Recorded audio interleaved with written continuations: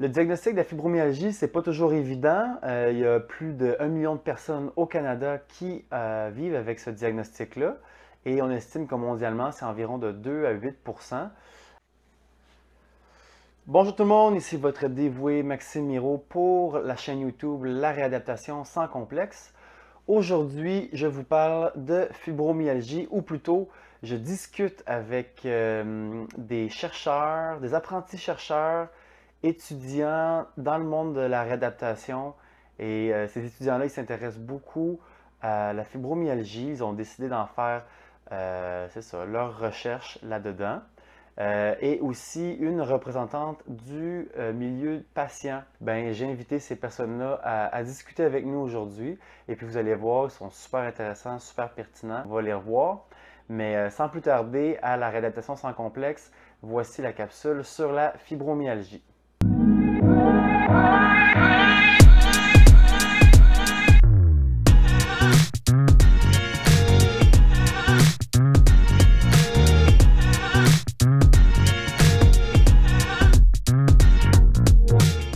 Tout rentrer là-dedans. Est-ce que les personnes qui ont un diagnostic de fibromyalgie ils ont de la difficulté à l'employabilité? Est-ce que c'est un stigma par rapport à l'employeur d'engager quelqu'un que la fibro? Peut-être que vous n'avez pas la réponse à ça, puis c'est correct de le dire, là. Émeric, je vois que tu as enlevé ton micro. Ouais. Ben, j'ai pas la réponse. Je sais même pas si c'est des études qui ont été faites. Mais tu sais, de toute façon, déjà, le fait de demander c'est quoi les maladies avant un entretien d'embauche, ça se fera pas.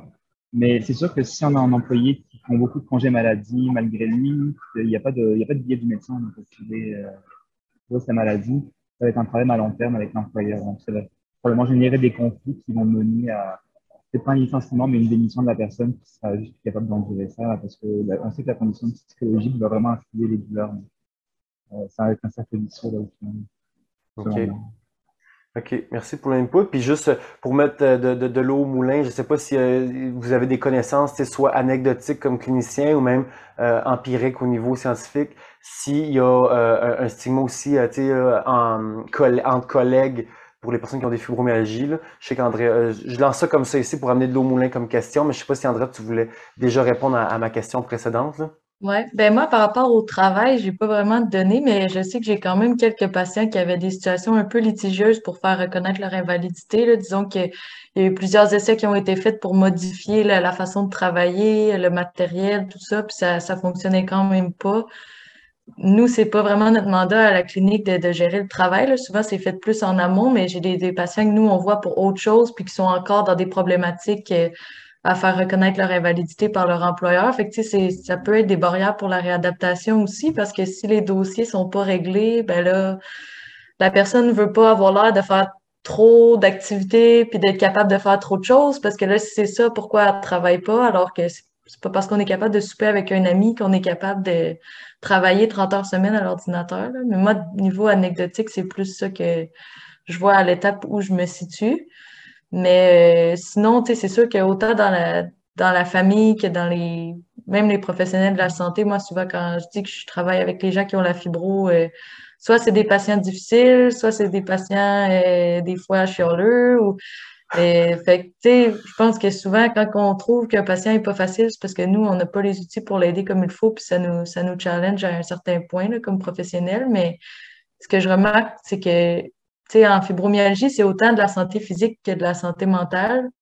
Fait que je pense que pour les professionnels qui sont très dans la santé physique, ben, il y a des enjeux des fois qui ont plus de difficultés à aborder, puis même chose de l'autre côté pour la santé mentale, ben, les composantes physiques peuvent être un peu plus difficiles, là, mais ça reste que c'est des patients qui ont des besoins à différents niveaux. Fait que je trouve que d'être en équipe puis de mettre plusieurs approches ensemble, c'est ce qui est le plus aidant, mais c'est des gens qui sont souvent pas crus.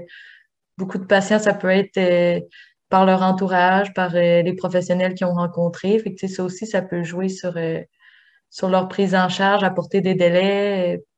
Fait que je trouve ça quand même dommage à ce niveau-là, mais je pense que ça s'améliore quand même.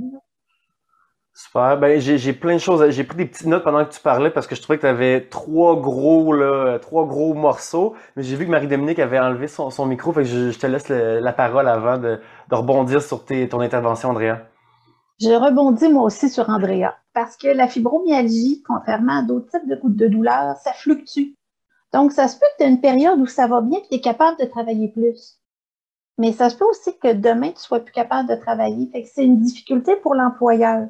Mais c'est aussi une difficulté pour la personne parce qu'en général, dans la vie, on veut être efficace, on veut compter dans la société. Fait que c'est difficile de se battre entre soi-même, son corps, puis ce qu'on veut faire, puis le fait que ça soit jamais pareil. Fait que je pense que pour les gens, puis c'est souvent des gens plus jeunes aussi, la fibromyalgie, si je me souviens bien, mais c'est plus difficile quand tu es en début de carrière et que tu as plein d'obligations de prendre le temps d'être sur le dos parce que tu as mal. Très, très, très pertinent, là. Ce que je retiens de ton intervention, c'est la phrase, ou en tout cas l'expression qui va ressembler à ça. On veut être utile, on veut être pertinent. Je pense que c'est inhérent en tout le monde, hein. On veut être capable de travailler, de se sentir utile pour sa famille, pour la communauté. Et puis j'imagine que quand on n'est peut-être pas, tu sais, on a l'énergie, mais le système fait en sorte qu'on n'est pas capable de s'émanciper là-dedans, mais que ça peut peut-être justement venir peser sur qu'est-ce qu'André nous parlait plus tôt, un peu la santé mentale là, de l'individu, là. Andrea, je vois que tu as ton micro enlevé, là. Je te laisse rebondir Ouais, là-dessus. ben, je trouve ça intéressant qu'est-ce que Marie-Dominique dit parce que ça arrive souvent que les gens, c'est des choix difficiles à faire de si je travaille, mais j'arrive chez nous, puis toute la soirée, je suis couchée, puis je passe pas de temps avec ma famille. Tu sais, ça vient des choix quand même déchirants à faire, là, puis de la précieuse énergie qu'ils ont, ben, il faut choisir où ils la mettent. Est-ce qu'ils la mettent sur eux? Est-ce qu'ils la mettent sur les autres? D'avoir un équilibre à travers tout ça, c'est des choix qui peuvent être difficiles à faire, là, puis c'est pour ça que ça peut apporter aussi de la culpabilité à travers tout ça, là. OK, on parlerait plutôt de culpabilité, de souffrance des deux. Je veux pas tu sais, mélanger les termes, là. Ça serait vraiment de la culpabilité là, à ce moment-là, là, c'est ça? Ben, ça dépend des gens. Tout le monde le vit d'une façon. Il y en a qui sont choqués de ne pas être capable de tout faire. Il y en a qui se sentent mal. Tu sais, c'est dur à dire. Je le vis pas personnellement, là, mais tu sais, je pense que ça varie d'une personne à l'autre. Mais j'ai quand même souvent des patients qui trouvent que ils ont l'impression ils en font pas assez, alors que avec les capacités qu'ils ont, ils en font pas mal plus que ce qui est possible des fois, là. Fait que, hmm. Je comprends. Si vous avez aimé le contenu exploré lors de cette vidéo, ben on vous encourage à la chaîne YouTube La Réadaptation sans complexe à mettre un pouce et à aller vous abonner à la chaîne. Comme ça va vous permettre de voir tout le contenu exclusif lorsqu'il va sortir. En plus, ça nous aide au développement de l'initiative. Donc, on vous dit un gros merci et puis à tout bientôt. Salut!